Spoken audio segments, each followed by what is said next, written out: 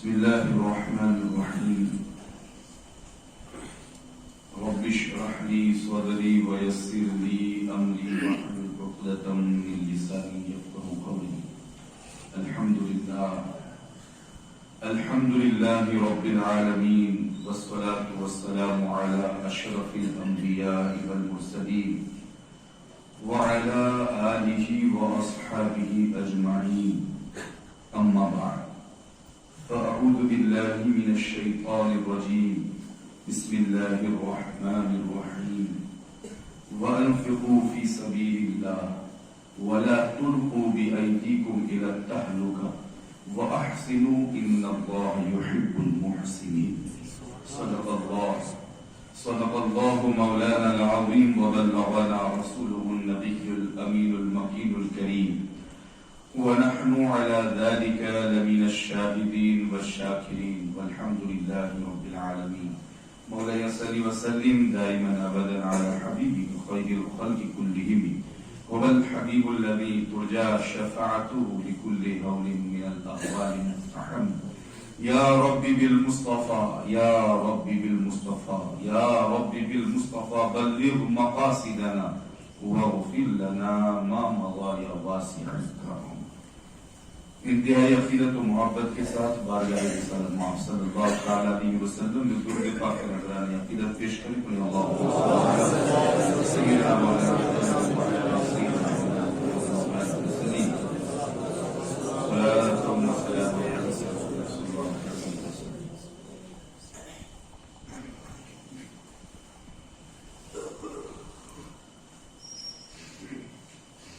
اللہ رب العزت کا احسان اور اس کی طرف سے بہت بڑا انعام کہ اللہ رب العزت نے ہمیں مسلمان بنایا. دین اسلام جو اللہ رب العزت کو بہت پسند ہے اور تمام ادیان میں سب سے زیادہ پسندیدہ دین اسلام ہے. وہی مذہب وہی دین اللہ رب العزت نے ہمیں عطا فرمایا. اب اللہ رب العزت کو یہ دین اتنا پسند ہے اور وہی دین اللہ رب العزت نے ہمیں عطا فرمایا، تو کیا کوئی یہ تصور کر سکتا ہے کہ اس دین میں کچھ خامیاں رہ گئی ہوں؟ موج مستی کے لیے، لطف زندگی کے لیے مذہب اسلام نے خوشی کے لمحوں میں بھی شریعت کی حدیں بیان فرمائی ہیں اور غمی کے ماحول میں اور جب غم و اندوہ کا بادل منڈلائے ایسے وقت میں بھی شرعی حدود ہمیں عطا فرمائی. بندے نے یہ کہا لا الہ الا اللہ محمد رسول اللہ. مطلب کیا ہوتا ہے؟ ہر شخص جانتا ہے اللہ کے سوا کوئی معبود نہیں اور محمد صلی اللہ علیہ وسلم اللہ کے رسول. جب بندہ یہ کہہ لیتا ہے تو اس کا مطلب یہی ہوتا ہے کہ آج سے میری پوری زندگی اللہ رب العزت کی فرمانبرداری میں گزرے گی، کیونکہ اب میں مسلمان ہوں. اطاعت اور فرمانبرداری کے لیے اس نے اپنے سر کو خم کر دیا، جھکا دیا. لیکن کیا وجہ ہے کہ کلمہ پڑھ لینے کے بعد، اپنے آپ کو مسلمان کہنے کے بعد، اپنے آپ کو مصطفیٰ کریم کا دیوانہ اور غلام کہنے کے بعد آج مسلمان غیروں کے تہوار اور غیروں کے حوالے سے ان کی طرف راغب نظر آ رہا ہے اور رغبت رکھتا ہے اور ان کے کھیل کود سے بڑا شغف رکھتا ہے. زبان سے اور دل سے کہہ دیا لا الہ الا اللہ محمد رسول.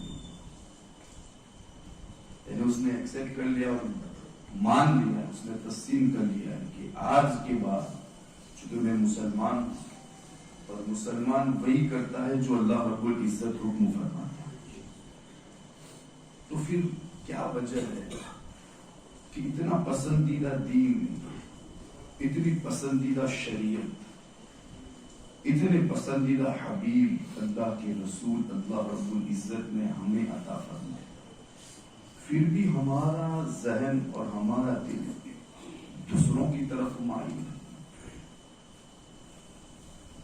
ایک بات ہمیشہ یاد رکھیں، اللہ رب العزت نے مسلمانوں کو ان کے حق میں جو بہتر تھا وہ سب کچھ عطا فرمایا، جو ان کے حق میں بہتر تھا۔ جس کام کے کرنے میں بھلائی تھی بندے کی، اللہ نے اس کا حکم دے دیا، اور جس کام کے کرنے میں بندوں کا نقصان تھا، اللہ رب العزت نے اسے منع فرما دیا، بلکہ وہ کام جو دوسرے غلط کاموں کی طرف لے جائے اس سے بھی اللہ رب العزت نے بندوں کو منع فرما دیا۔ لیکن پھر بھی اگر ہم دیکھیں معاشرہ کا جائزہ لیں تو پھر ہمارے سامنے یہ بات آتی ہے، جب جب غیر قوم کے تیوہار ہمارے درمیان آئے، مسلمانوں نے اس میں بڑھ چڑھ کر حصہ لیا، اور پھر بہانہ یہ ہوتا ہے ان کا دین سمجھ کر نہیں کرتے، بس تھوڑی دیر کے لیے لطف مل جائے، مزہ مل جائے، خوشی کا موقع ہو جائے تو پھر ہم یہ کام کر لیتے ہیں۔ ہر خوشی اور ہر غم کو ہم سب سے پہلے شریعت کے دائرے میں رکھیں گے۔ خوشی کے ماحول میں بھی شرعی حدود آمنہ کے لال نے بیان فرمائی ہیں، اور غمی کے ماحول میں بھی، اور غم کے ماحول میں بھی جو کچھ ہمیں کرنا تھا اس کا حکم مصطفیٰ کریم نے ضرور بیان فرمایا۔ آج کا دن جسے ہم اپنی زبان میں اتران کا دن کہتے ہیں، یہ تو آج آیا، مسلمانوں کے گھروں سے پتنگے اس سے پہلے بھی اڑنے لگے۔ بڑے افسوس کی بات ہے، اور یہ صرف آج کے دن نہیں ہے، ان کے دوسرے تہوار میں بھی آپ دیکھ لیجیے،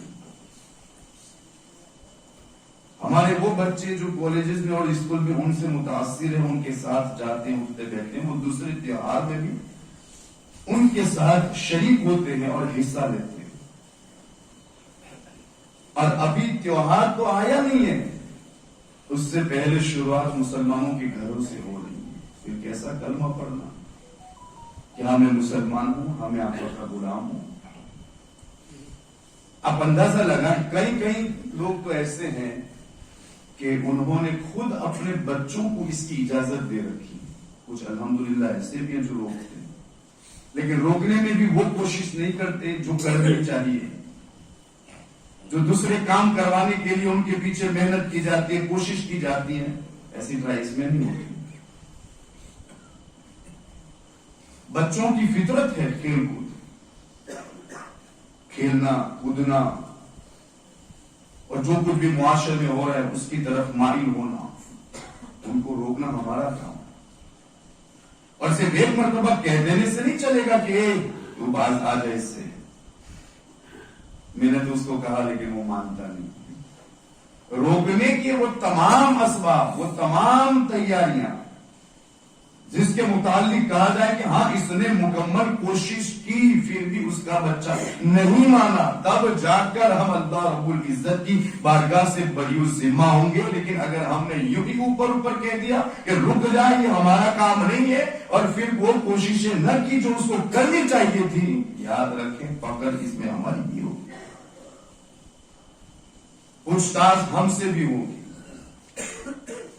کیوں ہم نے اپنے بچوں کو پہلے ہی دین سے، اسلام کے حوالے سے، اس کی سچائی اور جن باتوں میں ہمارے لیے اسلام نے بھلائی رکھی تھی ان باتوں کا حکم ہم نے کیوں نہیں دیا؟ کیوں مکمل طور پر انہیں روکنے کی کوشش نہیں کی؟ کیوں صرف اوپر ہی اوپر ان کو روک دیا گیا اور پھر نہ مانے تو وہ جو کام کر رہے تھے اس میں ہم بھی راضی رہے؟ کیا ہمیں نہیں ماننا؟ اور بچے تو بچے ہوتے ہیں، بڑوں کو بھی دیکھا گیا کہ بڑا اہتمام ہوتا ہے اس دن میں۔ غیر قوموں کا ہر تیوہار، کچھ لوگ یہ بھی بہانہ بناتے ہیں کہ یہ تو چونکہ کھیل کود ہے اور ان لوگوں کے مذہب سے اس کا کوئی تعلق نہیں ہے، اگر ہم کر لیتے ہیں تو کوئی حرج نہیں ہے۔ ان کا ہر تیوہار اپنے پیچھے ایک پس منظر رکھتا ہے۔ اگر آپ پلٹ کر پیچھے جائیں گے تو آپ کو پتا چلے گا کہ یہ تیوہار جو آج کے دن میں منایا جاتا ہے اس کا پس منظر کیا ہے، کس لیے یہ وجود میں آیا، کس لیے یہ قومی تیوہار ہو گیا جس میں مسلمان بڑھ چڑھ کر حصہ لے رہے ہیں۔ ذرا اس تاریخ کو الٹے، میں اس سے پہلے اس پر گفتگو کر چکا ہوں، اس کو دہرانا نہیں چاہتا، لیکن آپ دیکھیں ہر تیوہار پس منظر ضرور رکھتا ہے۔ آپ اس کو پڑھنے کی کوشش کریں، اوپر جا کر جب تحقیق کرتے ہیں تو ان کے ہی تیوہار سے، ان کی قوم سے اور ان کے دین سے، ان کے مذہب سے اس کا تشابہ ملتا ہے۔ اللہ کے رسول صلی اللہ تعالی علیہ وسلم نے ہمیں خوشی کے لمحات بھی عطا فرمائے۔ ایسا نہیں ہے کہ اسلام جب ہم مسلمان ہو گئے تب اس میں خوشی نہیں ہو سکتی۔ ہماری الحمدللہ عید کی خوشیاں موجود ہیں، اور بھی بہت ساری چیزیں ہیں، لیکن ہماری حالت آج ابتر سے ابتر ہوتی جا رہی ہے۔ ہم نے اس حوالے سے غور و فکر کرنے کی کوشش نہیں کی کہ اس کا بوال کیا ہے، کیوں اسلام نے منع فرمایا، ذرا اس کی تحقیق تو کریں کہ اسلام نے اسے منع کیوں فرمایا، کیوں اس سے روکا، ذرا اس کی کوشش کریں، اس میں غور و فکر کریں، اسلام نے اس کو منع کیوں فرمایا ہے۔ اسی مناسبت سے میں نے یہ آیت کریمہ کی تلاوت کی، وَلَا تُلْقُوا بِأَيْدِيكُمْ إِلَى التَّهْلُكَةِ۔ یہ بات تو مجھے پچھلی جمعہ بتا دی گئی تھی دوران تقریر کہ اس پٹن کے حوالے سے بھی کچھ گفتگو ہو، لیکن چونکہ اس وقت چونکہ میرا موضوع بڑھ رہا تھا آگے اور مناسب نہیں سمجھا واپس آنا، تو پھر میں نے سوچا کہ آج ہی یہ گفتگو وَلَا تُلْقُوا بِأَيْدِيكُمْ إِلَى التَّهْلُكَةِ، اور اپنے آپ کو ہلاکت میں نہ ڈالو۔ اس سے پہلے کہ جو آیت کریمہ کا ٹکڑا ہے نا، وَأَنفِقُوا فِي سَبِيلِ اللَّهِ، اللہ کی راہ میں خرچ کرو، وَلَا تُلْقُوا بِأَيْدِيكُمْ إِلَى التَّهْلُكَةِ، اور اپنے آپ کو ہلاکت میں نہ ڈالو۔ پتنگ اڑانے میں کیا ہے، ذرا آپ اندازہ لگائیں، اب ٹھنڈے دل سے اس کو سوچنے کی کوشش کریں، کتنے کا ہوتا ہے ایک پتنگ؟ 10 روپے کا، اس سے بھی زیادہ، اس سے کم کا نہیں ہوتا۔ اوپر کتنے اڑائیں گے پورے دن میں؟ 10، چلو 10 کی مان لے، تب بھی کتنا ہوا؟ 100 روپیہ۔ 100 روپیہ ضائع کرنے کا سب سے پہلا گناہ، اور اسلام نے 1 روپیہ بھی ضائع کرنے سے منع فرمایا، 1 روپیے کے حوالے سے منع فرمایا، 1 روپیہ ضائع نہیں ہونا چاہیے، 1 روپیہ، اور یہاں 100 روپیے میں تو 100 روپیے یوں ہی حساب لگا، ورنہ اس میں ہزاروں روپیے خرچ ہوتے۔ پھر اس کے بعد جو دوسرے وبال ہے وہ آپ کی نگاہوں کے سامنے ہے۔ آج کے دن میں اتنا اہتمام کر کے چھتوں پر جانا، کئی چھتیں مضبوط ہوتی ہیں، کئی چھتیں مضبوط نہیں ہوتی، اوپر چلنے اور اوپر کودنے کی وجہ سے نہ جانے کئی لوگ چھت سے گرنے کے واقعات ان کے لیے اور یہ حادثات رونما ہوتے ہیں۔ کچھ لوگوں کی چھتیں نہیں ہوتی، دوسرے کی دیواروں پر چڑھ جاتے ہیں، اوپر پہنچے وہاں پر میوزک بھی لگا ہے، کیونکہ جب تک میوزک نہ ہو تب تک تو مزہ ہی نہیں آئے گا۔ اس کے حوالے سے آخر میں گفتگو کرتا ہوں۔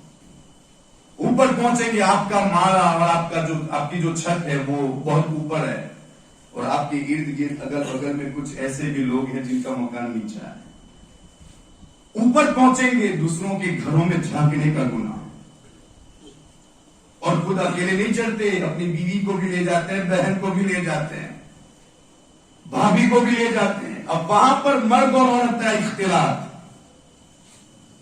اب ہوتا یہ کہ اکیلے کو تو چین نہیں آیا، اپنی بیوی دکھانے کے لیے، اپنی بہن کو دکھانے کے لیے اب یہ اوپر لے گیا، اب دوسرے لوگ جو ارد گرد میں جو دوسرے پتنگ اڑا رہے ہیں وہ سب اس کی بہن کو بھی دیکھ رہے ہیں، اس کی بیوی کو بھی دیکھ رہے ہیں، اور اس کے گھر والے اس کی بھابھی کو بھی دیکھ رہے ہیں۔ یہ دوسرا وبال ہے۔ اس کے بعد جو کچھ ہم نے اس کے لیے خرچہ کیا وہ الگ، اور پھر جب پتنگ اڑائیں گے تو اس میں دوڑی بھی خرچ ہوتی ہے، اور وہ کتنی مہنگی ہوتی ہے وہ سب آپ جانتے ہیں۔ جب آپ پتنگ اڑائیں گے تو کٹے گی، جب کٹے گی تو دوسرے لوگ لوٹنے کے لیے دوڑیں گے۔ کتنے مسلمان بچوں کو دیکھا گیا، روڈ پر دیکھا گیا، یہاں پر لوٹ رہے ہیں، اور 10-10 روپے کی پتنگ کے لیے کبھی کبھی اپنی جان بھی گنوا دیتے ہیں، اپنی جان کھو دیتے ہیں۔ ہوا کب؟ جب ہم نے پتنگ اڑائی روڈ حادثے میں، گرنے کی وجہ سے، دوڑنے کی وجہ سے کسی کا پیر ٹوٹتا ہے، کسی کا سر ٹوٹتا ہے، کسی کی جان چلی جاتی ہے۔ خود میرا ایک دوست، اس کا بھائی ایک مرتبہ یہی پتنگ لوٹنے کے لیے روڈ پر دوڑ رہا تھا، ایسے گرا کہ گرنے کی وجہ سے چیسٹ میں تکلیف ہوئی اور اسی وقت اس کا انتقال ہو گیا۔ اور ایسے حادثات تو ہوتے رہتے ہیں۔ آپ نے پتنگ اڑائی اور دوڑی جا رہی ہے، راستے میں کوئی مسلمان بھائی وہاں سے گزر رہا ہے، ہو سکتا ہے آپ کی دوڑی اس کے گلے میں پھنس جائے، تو پھر یہ حادثات ہوتے ہیں کہ نہیں؟ خود بروج کے یہ حادثات ہیں۔ 3-4 دن پہلے ایک کا گلا کٹا، دوسرے 2 آدمی زخمی ہوئے۔ کتنے پرندے زخمی ہوتے ہیں، کتنے لوگ جاتے ہیں اس دنیا سے۔ کہیں آپ کی دوڑی سے تو کوئی شخص قتل نہیں ہوا، کسی مومن کی جان نہیں گئی۔ قرآن فرماتا ہے وَمَن يَقْتُلْ مُؤْمِنًا مُتَعَمِّدًا فَجَزَاؤُهُ جَهَنَّمُ، جو کسی مومن کو جان بوجھ کر قتل کرے اس کی جزا، اس کا بدلہ جہنم ہے۔ آپ کو پتا نہیں کہ ہم اڑائیں گے تو کسی کی جان بھی جا سکتی ہے، سب کچھ پتا ہے، سب وبال بھی جانتے ہیں، پھر بھی غیروں کی مشابہت اس قدر ہم نے اختیار کر لی ہے کہ اللہ اکبر، اس وقت ہم بھول جاتے ہیں ہمارا دین کیا ہے اور ہمارا مذہب کیا ہے، ہم نے کس کا کلمہ پڑھا ہے اور ہم نے کیا کہا ہے، یہ سب کچھ ہم بھول جاتے ہیں، اور بھول کر چھتوں پر چڑھ کر اس دین کو بڑے اچھے سے منانے کی کوشش کرتے ہیں، جس کی وجہ سے صرف پتنگ اڑانے کے لطف کی خاطر ایک نہیں سینکڑوں گنا اس سے جنم لیتے ہیں، لیکن اس کی طرف کسی کی توجہ نہیں جاتی۔ کب ہوش میں آئیں گے ہم؟ جو کام ہمیں کرنا ہے وہ تو کرتے نہیں، نماز سے تو ہمیں، نماز کے حوالے سے تو ہمیں فرصت نہیں، نماز پڑھنی نہیں ہے۔ قرآن جو ان تمام برے کاموں سے اور برے راستوں سے روکنے کے لیے آیا ہے، اس قرآن کو اٹھانے کی توفیق نہیں ہوتی، اور یہ صاحب ہے کہ فجر کے بعد سے چڑھ جاتے ہیں، اور دین ہی بس، اب اگر دیکھیں نا تو دین ہی صرف ان کے لیے نہیں، ابھی بھی ان کا پیٹ نہیں بڑھا تو اب رات والی پتنگیں بھی آ گئی، اب رات بھی اوپر گزارنی ہے، حالات یہاں تک پہنچ چکی، اتنے ابتر ہو گئے۔ واہ مسلمان واہ، جس نبی کا تو نے کلمہ پڑھا اس نبی نے تو اس سے منع فرمایا ہے، جس نبی کا تو غلام بنا ہے اس نبی نے تو اس سے روکا ہے، جس رب کی تو رحمت کی بات کرتا ہے اسی رب نے تو اس سے روکا ہے۔ تو نے تو بڑے شوق سے کہا لا الہ الا اللہ محمد الرسول اللہ، تیرا عمل کیا کہہ رہا ہے، کبھی اس پر بھی تو توجہ دے۔ اور میری یہ گفتگو صرف اس تیوہار کے متعلق ہے نہیں، ان کے تمام تیوہار کے حوالے سے ہیں۔ ہمیں اللہ نے بہت کچھ دیا ہے، ہمیں اسی پر راضی ہو رہنا ہے جس کو ہمیں رب نے دیا ہے۔ کسی تیوہار کے حوالے سے ہمیں اس کی طرف توجہ نہیں دینی، جو کچھ اچھا تھا اور ہمارے اپنے بہتر تھا ہمارے رب نے ہمیں عطا فرمایا۔ تو آپ لوگ سوچ رہے ہوں گے یار بچے کبھی مانگتے نہیں، کیا کریں، تو دینا تو ہے نہیں پیسے ان کو، اور کوششیں کرنی ان کو روکنے کے لیے، تو آپ اس وقت یہ بھی تو کر سکتے تھے کہ اس تیوہار میں اگر تو ایک بھی پتنگ نہ اڑائے نا تو میں تجھے ایک اچھا ایک جوڑی کپڑا دیا ہوں، میں تجھے جو پسند ہے اور شریعت میں اس کی اجازت ہے وہ تمام آفر آپ کر سکتے ہیں اس کو روکنے کے لیے۔ مانتا ہوں کہ اس میں خرچہ ہے، اس میں خرچہ ہے لیکن صدقہ بھی ہے۔ ایک تو یہ کہ تو اپنے بچے کو لباس دے رہا ہے، اور دوسرے وہ جائز کام کے لیے تو انہیں کہہ رہا ہے، اور وہ جو شریعت نے اجازت دی ہے وہ اسے دے رہا ہے۔ ایک تو یہ ثواب ملے گا، اور دوسرا یہ کہ تو نے اپنے بچے کو گناہ سے روکا ہے، اس کا ثواب بھی اللہ رب العزت عطا فرمائے۔ بہت سارے راستے جب ہمیں کوئی ضرورت ہوتی ہے نا، ہم اپنے بچوں کو منانے کے لیے نہ کیا کیا کوششیں کرتے ہیں، کبھی اس کی طرف بھی توجہ نہیں دی، کبھی آفر کر کے اپنے بچوں کو اچھی جگہ لے جانے کے حوالے سے، دوسری آفر کے ذریعے بھی آپ اس کو منا سکتے ہیں، کوئی حرج نہیں۔ اور یہ تو میں نے دنیاوی نقصان آپ کے سامنے پیش کیے، توجہ دے۔ ہمارے وہ بچے جو دوڑتے ہیں روڈوں پر، سڑکوں پر، مسلمان اتنا گرا کہ 10 روپے کی پتنگ کے لیے دوڑے گیا۔ ذرا شریعت کو پوچھا کہ اس کا حکم کیا ہے؟ جو پتنگ کٹ کر آئی ہے وہ ہماری ہے کیا؟ ہم اس کے مالک ہیں؟ شریعت کہتی ہے اس کو اٹھانے کا حکم دیتی ہے۔ آؤ میں امام اہل سنت کا فتویٰ آپ کے سامنے پیش کرنا چاہتا ہوں۔ امام اہل سنت فرماتے ہیں پتنگ جب کٹ کر آئے تو اس کی 2 صورتیں، ایک تو آپ نے جا کر اس کو لوٹا، تو یہ تو ہرگز جائز نہیں، یہ تو حرام ہی ہے، بلکہ جب آپ نے لوٹا اور اس کے پتنگ کو اڑایا تب بھی گناہ، اور اس کی ڈوری سے اگر آپ نے کپڑا سیلا، ہو سکتا ہے اس وقت کپڑے سیلنے میں کام آتی ہوں، اگر آپ نے کپڑا سیلا، امام اہل سنت فرماتے ہیں کہ اس دھاگے سے سیلے ہوئے کپڑے کو پہن کر اگر نماز پڑھتا ہے تو وہ بھی قبول نہیں ہوگی، واجب العیادہ۔ دوسری صورت یہ کہ آپ کہیں پر کھڑے اور اڑ کر پتنگ آئی اور آپ کے قریب میں آ کر گری، آپ کو حکم ہے کہ آپ اس کو اٹھا کر پھاڑ دیں، جبکہ آپ کو پتا نہ ہو کہ یہ کس کی ہے، کیونکہ وہ مال لختہ ہو جاتا ہے، مال لختہ، اس کا مالک کوئی اور ہے۔ اگر آپ کو پتا ہے کہ وہ اس کی ہے تو آپ واپس کر دیں، اور اگر آپ کو پتا نہیں ہے تو آپ پتنگ کو پھاڑ دیں، اور ڈوری اور دھاگا جو بچا ہے وہ اس کے نام سے کسی غریب مسکین کو دے دے، اور دینے کے وقت اس سے یہ کہے کہ تو اسے جائز کام ہی میں استعمال کرنا، تیرے لیے بس اتنی اجازت ہے۔ اور اس کے بعد بھی ایک حکم یہ ہے کہ آپ کو پتا چل جائے کہ یہ ڈوری تو کسی اور کی تھی، جو فلاں شخص کی تھی، تو کہتے ہیں اس کے پاس آپ جائیں اور اس سے کہیں کہ آپ کے نام سے میں نے وہ ڈوری ہبہ کر دی ہے، اگر وہ راضی رہا تو ٹھیک، اور اگر راضی نہیں ہے تو آپ کو دینی پڑے گی۔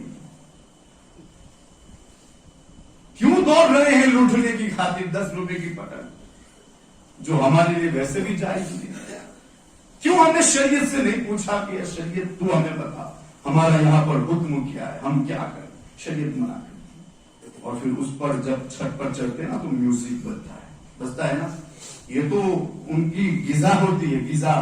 جب تک یہ نہ ہو تو اس پر پھر اس کے بعد ایک دوسرے کو چڑھانا، پھر گالی گلوچ کرنا، یہ بھی ایک گناہ، اس کے بعد دشمنی کا بڑھنا اور دوریاں بڑھنا، یہ بھی ایک گناہ۔ اور میوزک جب تک نہ بجے تب تک ان کو مزہ نہیں آتا۔ آؤ میں 2-3 باتیں آپ کے سامنے اس حوالے سے پیش کرنا چاہتا ہوں، ذرا آپ اس کو اچھی طرح سے توجہ سے سنیں، اور پھر صرف یہی نہیں کہ پتنگ کے وقت کیا کہتے ہیں اس کو بجانے سے ہم رکیں، بلکہ کہیں پر بھی، چونکہ میرے پچھلی جمعہ کا جو ٹاپک تھا وہ گانے ہی تھا، اس حوالے سے بات کرنی تھی اور اس میں آئی گئی، تو میں اس کے حوالے سے 1-2 باتیں آپ کے سامنے حدیث کے طور پر پیش کرنا چاہتا ہوں، ذرا آپ اس کو توجہ سے سنیں۔ حضرت ابو ہریرہ رضی اللہ تعالیٰ عنہ سے روایت ہے، رسول اکرم صلی اللہ تعالیٰ علیہ وسلم نے ارشاد فرمایا، توجہ ہے نا آپ لوگوں کی، یہ حدیث مبارکہ ہے، مصطفیٰ کریم کا قول آپ تک پہنچا رہا ہوں۔ حضور علیہ الصلوۃ والسلام نے ارشاد فرمایا، قیامت کے قریب میری امت کے کچھ لوگوں کی صورتیں مسخ کر کے انہیں بندروں اور خنزیروں کی صورتوں میں تبدیل کر دیا جائے۔ کن صورتوں میں؟ خنزیر، اور جسے ہم اتنی نفرت کرتے ہیں، اپنے گھر کے قریب آنا نہیں پسند کرتے نا، خنزیر اور بندروں کی صورت میں ان کی صورتوں کو بدل دیا جائے گا۔ صحابہ کرام نے عرض کیا، یا رسول اللہ صلی اللہ تعالی علیہ وسلم، کیا وہ مسلمان ہوں گے؟ یعنی انہیں بھی تعجب تھا کہ پوچھ لیں کیا وہ مسلمان ہوں گے، اور پھر وہ تعجب کرے، یار مسلمان بھی ایسا کام کرے گا کہ جس کی وجہ سے ان کی صورتیں مسخ کر دی جائے، بدل دی جائے؟ نبی کریم صلی اللہ تعالی علیہ وسلم نے ارشاد فرمایا، ہاں وہ لوگ اس بات کی گواہی دیں گے کہ اللہ کے سوا کوئی معبود نہیں، اور میں محمد اللہ کا رسول ہوں، یہ کلمہ پڑھیں گے، وہ روزے بھی رکھیں گے۔ صحابہ نے پوچھا، یا رسول اللہ پھر ان کا یہ حال کیوں ہوگا، یہ صورتیں کیوں تبدیل کر دی جائے گی، یہ مسخ کیوں کر دی جائے گی؟ تو پھر اس وقت نبی کریم صلی اللہ علیہ وسلم نے ارشاد فرمایا، وہ لوگ باجوں اور گانے والی عورتوں کے عادی ہو جائیں گے اور شرابیں خوب پیئیں گے، اتنی شرابیں پیئیں گے کہ انہیں وہ عادت پڑ جائے گی، اور جب وہ ایک شب آرام کرنے کے لیے سوئیں گے، لہو و لعب کرنے کے بعد پھر جب وہ اٹھیں گے تو ان کی صورتیں بندروں اور خنزیروں کی سی ہوگی۔ کتنے अफसोस की बात है, कौन मुसलमान चाहेगा इतनी प्यारी सूरत कि अल्लाह रब्बुल इज्जत ने हर एक को इब्ने आदम को अच्छी सूरत लक़द खलक़नल इंसाना फी अहसनी तक़वीम जैसी सूरत अता फरमाई, जो अल्लाह को बड़ी पसंद थी, और इसी सूरत पर अपने महबूब हबीब रसूलुल्लाह सल्लल्लाहु अलैहि वसल्लम को भी पैदा फरमाया। ये सूरत अल्लाह रब्बुल इज्जत को इतनी पसंद है और इसी पर इब्ने आदम की तकलीफ फरमाई, वो सूरत बदल दी जाएगी। अच्छा, यहाँ पर याद रखें, या तो हकीकतन बदल दी जाएगी या मजाजन। हकीकतन बदलने का मतलब है कि वाकई में उनकी सूरत बंदर और खिंजीर की तरह हो जाएगी। और औलमा तशरीफ फरमाते कि अगर मजाजन हो तो चूंकि उनको दो सिफतें दे दी जाएगी। वो दो सिफतें क्या होगी? एक बेगैरती और बेहयाई, और दूसरी बेवकारी और नक्काली। अब आप देखें, खिंजीर जानवरों में सबसे बेगैरत जानवर, सबसे बेगैरत जानवर, और बंदर नक्काली में और बेहयाई में सबसे बड़ा जानवर। क्या तो इस तरीके से उनकी सूरतों को मस्क कर दिया जाएगा। एक बात और आपके सामने पेश करना चाहता हूं। हजरत सहल बिन साद से रिवायत है कि नबी करीम सल्लल्लाहु अलैहि वसल्लम ने इरशाद फरमाया, इस उम्मत में जमीन में धंसने, सूरतें बिगड़ने और पत्थरों की बारिश के वाकयात होंगे। यानी उनकी सूरतें मस्क हो जाएगी, पत्थर की बारिश होगी, ऐसे वाकयात होंगे। अर्ज किया गया रसूलुल्लाह सल्लल्लाहु अलैहि वसल्लम ऐसा कब होगा? तो फिर मुस्तफा करीम ने फरमाया, जब गाने वाली आम हो जाएगी और शराब हलाल समझी जाएगी, जब ये काम होगा तो फिर उनकी ये सूरतें मस्क होगी, पत्थर की बारिश होगी। और फिर उनके हवाले से बताया गया कि उनका जमीन में धंसना होगा। होता है ना कई जगहों पर ये वाकयात रोज माहौल है, और हमारे यहाँ ये माहौल भी हम आदी हो गए होंगे। अभी करीब के गांव में एक ऐसी पार्टी हुई जिसमें रंदियां नाच रही थी और मुसलमान कूद रहे थे, और वो समझ रहे थे कि हम बहुत अच्छा काम कर रहे हैं। थोड़ा बर्दाश्त कर लेना, बताना चाहता हूं, हम बहुत अच्छा काम कर रहे हैं। इतनी भी उन्हें तौफीक न हुई कि यार यही काम करते करते अगर, यानी उन्होंने ये भी ना सोचा कि अगर यही काम करते करते अगर मौत आ गई तो हमारा क्या होगा। छोटे छोटे लिबास पहनकर वो नाच रही है, वो इर्द गिर्द नाच रहे हैं। ये हमारी आदत नहीं तो और क्या है, ये वबाल नहीं तो और क्या है। फिर एक चीज और मुलाजा फरमाएं। अब यहां पर मैं आपको बताऊं, हम कहते ना हुजूर के गुलाम हैं, आओ जो सच्चे गुलाम थे ना वो क्या करते थे वो मैं आपके सामने पेश करना चाहता हूं। हजरत नाफे से रिवायत है, ये रिवायत सुन लीजिए आप। हजरत नाफे से रिवायत है, मैं माफी चाहता हूं, माजरत चाहता हूं, थोड़ा वक्त हो गया है। हजरत नाफे से रिवायत है, अब्दुल्ला इब्ने उमर एक मरतबा सवारी लेकर जा रहे थे कि आपने खेत में से एक बांसुरी की आवाज सुनी। जब बांसुरी की आवाज सुनी ना तो अपने कानों में हाथ उंगलियां डाली, बंद कर दिया अपने कानों को, बंद कर दिया, अपनी सवारी मोड़ ली। ये सच्चे गुलाम की बात कर रहा हूं, सच्चे आशिक की बात कर रहा हूं। अब्दुल्लाह इब्ने उमर जो हुजूर की हर सुन्नत पर अमल करने वाले, अपनी सवारी मोड़ ली, इन्होंने मोड़ ली। हम कैसे गुलाम है कि सफर ही में गाने बजाते हुए कभी अजमेर जाते हैं, कभी दूसरी जगह जाते हैं, कैसे गुलाम है? उन्होंने सवारी मोड़ ली। फिर थोड़ी दूर जाकर कहा, नाफे आवाज आ रही है? कहा हुजूर आवाज खत्म हो गई। एक मसला सुन लीजिए, आज चूंकि माहौल है कहीं पर भी जाइए गाने बजते रहते हैं, वहां पर पहुंचने पर अगर आप इरादतन कसदन सुन रहे हैं तो अब गुनाह होगा, और आप इरादतन नहीं सुन रहे हैं और आप कोशिश ये करते हैं कि वो न सुनाई दे तो आप पर कोई वबाल और कोई गुनाह नहीं। यही इस हदीस से भी पता चलता है। नाफे को आवाज आ रही थी, कान बंद नहीं किए। अब्दुल्लाह इब्ने उमर ने हुजूर सल्लल्लाहु अलैहि वसल्लम को देखा था तो फिर उन्होंने हाथ बंद कर लिए और अपने कानों पर रख दिए। हजरत अब्दुल्लाह इब्ने उमर ने पता ये चला कि वो फतवा था, ये तकवा है। सवारी मोड़ ली, आवाज आ रही है, कहा नहीं, तो फिर कहते हैं चलो अपनी सवारी उसी रास्ते पर ले जाओ। हजरत नाफे ने कहा हुजूर हम थोड़ी ना उसको जानबूझकर सुन रहे थे। तो अब्दुल्लाह इब्ने उमर ने कहा एक वक्त मैं हुजूर के साथ जा रहा था, रास्ते में इसी तरह बांसुरी की आवाज आई, मेरे मुस्तफा ने वैसे ही किया था जैसे मैंने अभी किया। ये सच्चे गुलाम, ये सच्चे आशिक रसूल है। हम कैसे कलमा पढ़ने वाले कि जिस चीज से अपने अक्का ने रोका हम उसी काम को किए जा रहे हैं, नाचे जा रहे हैं, म्यूजिक पर म्यूजिक बजाए जा रहे हैं। ये कैसे गुलाम है यारो। अपनी आदतें बदलो, अपनी खसलतें बदलो, अपने रब को राजी करने की कोशिश करो। जिस दिन हमसे रब राजी हो गया کائنات کی پوری حکومت ہمارے ہاتھ میں ہوگی. یہ ذلت اور رسوائی صرف اور صرف اس لیے کہ ہم نے اپنے رب کا کہنا ماننا چھوڑ دیا اور اپنے رسول کی اطاعت کرنا چھوڑ دیا. ان کی سچی محبت اپنے دل میں پیدا کرو, انشاءاللہ پوری دنیا پر حکومت ہماری ہوگی. استغفر اللہ استغفر اللہ. ایک اعلان